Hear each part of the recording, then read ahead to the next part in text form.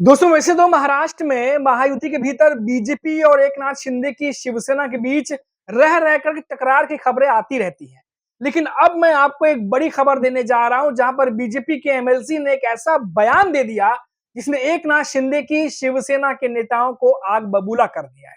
जी हां दोस्तों, ये खबर बड़ी खबर है और इसके बाद लग रहा है कि बीजेपी और एकनाथ शिंदे के बीच और मामला अब बढ़ सकता है। क्या है पूरा मामला, आपको डिटेल से बताता हूं। नमस्कार दोस्तों, मेरा नाम है मनीष कुमार सिंह और आप देख रहे हैं 4 पीएम महाराष्ट्र और आपका बहुत बहुत स्वागत करता हूं। दोस्तों कई राष्ट्रीय पब्लिकेशंस में ये खबर छपी हुई है और लगातार ये, क्योंकि मुंबई से बाहर की खबर है, ये कई पब्लिकेशन में छपी है और ये खबर इतनी जरूरी है कि आप तक पहुंचाना बेहद जरूरी है।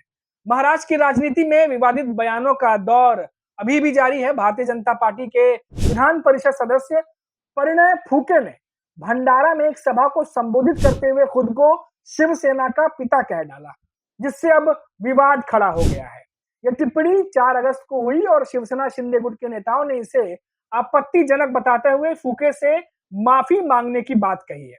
मामला बीजेपी और उसकी सहयोगी शिवसेना के बीच सार्वजनिक रूप से खिंचाव का कारण बनती दिख रही है।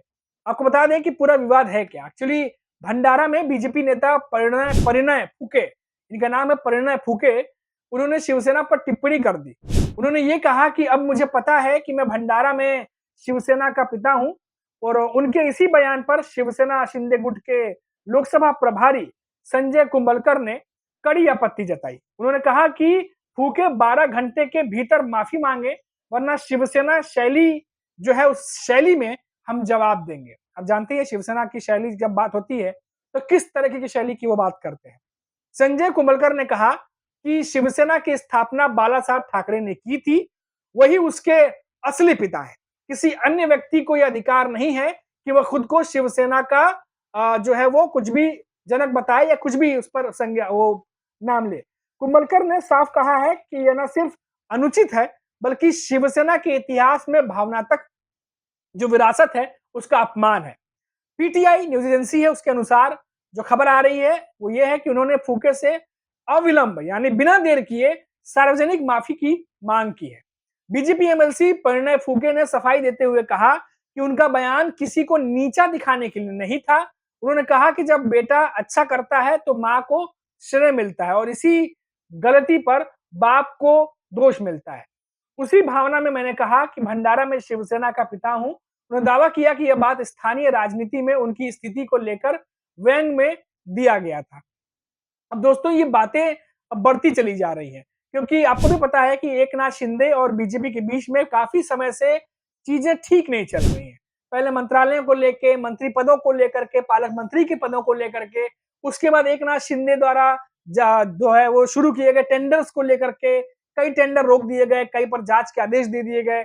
बहुत सारी ऐसी बातें हुई जो एकनाथ शिंदे को पसंद नहीं है और लगातार खबरें आती रही कि देवेंद्र फडणवीस और एकनाथ शिंदे के बीच में दूरियां बढ़ती जा रही हैं और ये लगातार खबरें आती रही और अब खबर आ रही है कि दूरियां इतनी बढ़ चुकी हैं क्योंकि हाल ही में एकनाथ शिंदे के नेताओं द्वारा कुछ ऐसे बयान दिए गए थे जो देवेंद्र फडणवीस को पसंद नहीं आए। देवेंद्र फडणवीस कार्रवाई चाह रहे थे लेकिन अभी तक कार्रवाई हुई नहीं है और ऐसे में अब ये बीजेपी के नेताओं का बयान अब एकनाथ शिंदे के शिवसेना के नेता सुनने को तैयार नहीं।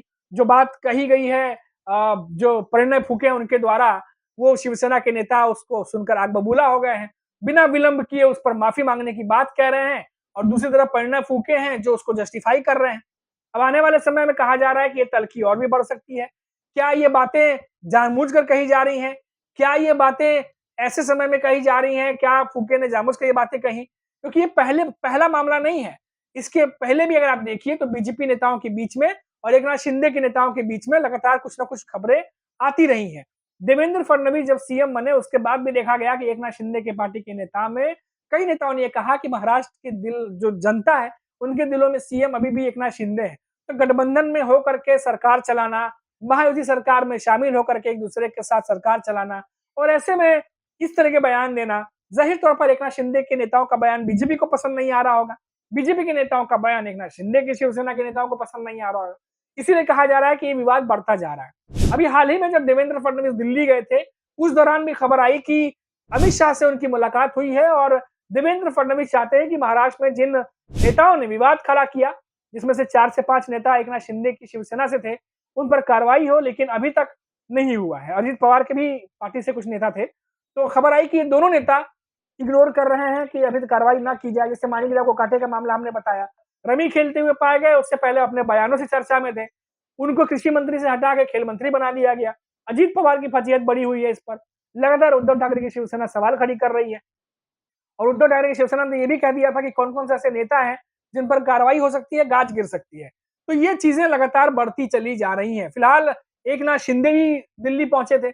खबर आई कि अमित शाह से मुलाकात करके शायद वापस से जो गठबंधन उसको रीसेट करने की तैयारियां हैं, क्योंकि महाराष्ट्र में काफी कुछ फैल चुका है, काफी कुछ चीजें बिगड़ चुकी हैं। उसको वापस से ठीक कैसे किया जाए, रीसेट कैसे किया जाए और आने वाले चुनाव में जो महाराष्ट्र में जो एकनाथ शिंदे की पार्टी है या बीजेपी है, उनके बीच में और मनमुटाव ना बढ़े, इसके लिए क्या दिल्ली से कोई नुस्खा निकाल के लेके आया जाएगा? क्योंकि अगर महाराष्ट्र के भरोसे रहे तो देवेंद्र फडणवीस या बीजेपी के जो बाकी नेता हैं उनके बीच और एकनाथ शिंदे की शिवसेना और बाकी नेताओं के बीच में खटपट और ज्यादा बढ़ सकती है और हो सकता है कि अब तक जिन बातों को दबाने की कोशिश की जा रही थी वो बातें खुलकर अब उजागर होने लगे, नेता खुलकर मीडिया में बोलने भी लगे।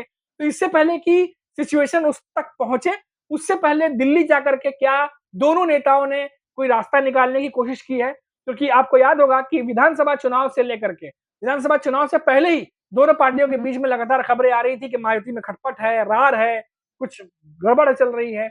उसके बाद देखा गया कि लगातार विवाद बढ़ते चले गए। जब मंत्रिमंडल नहीं मिला, नेताओं को उनका मन मुताबिक पद नहीं मिला, पालक मंत्री के पद पर मामला गरमाया, जो टेंडर वाले मैंने बात बताई आपको, कई सारे टेंडर्स थे, उससे जुड़ी खबर आई। तो अब क्या आने वाले चुनाव में अगर फिर से एकनाथ शिंदे पर प्रेशर बनाया जाता है या फिर एकनाथ शिंदे बार्गेनिंग करने की फिर से कोशिश करते हैं बीजेपी के नेताओं से महाराष्ट्र में, तो क्या ये दबी हुई जो आग है, क्या ये भड़क सकती है?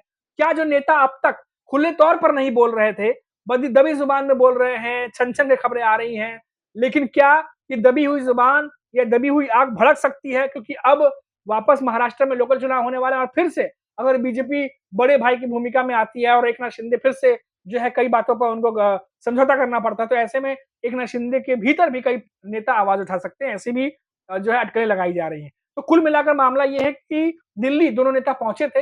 अब आने वाले समय में क्या कुछ आपस में गठबंधन करके किन-किन मामलों पर मामला सेटल करेंगे, किन-किन मामलों पर कार्रवाई होगी, नहीं होगी, ये सब कुछ आने वाला वक्त बताएगा। फिलहाल अभी खबर ये है कि जिस तरीके से ये बयान आया उसके बाद एकनाथ शिंदे के पार्टी के नेता नाराज हैं और माफी मांगने की बात कर रहे हैं बीजेपी के जो नेता हैं उनसे। अब क्या होगा आगे, क्या नहीं होगा, क्या देवेंद्र फडणवीस कुछ संज्ञान लेंगे, ये तो आने वाले वक्त ही बताएगा। फिलहाल जो भी अपडेट आएगी वो हम आप तक पहुंचा देंगे। अभी के लिए इतना ही। आप देखते रहिए 4 पीएम महाराष्ट्र। नमस्कार।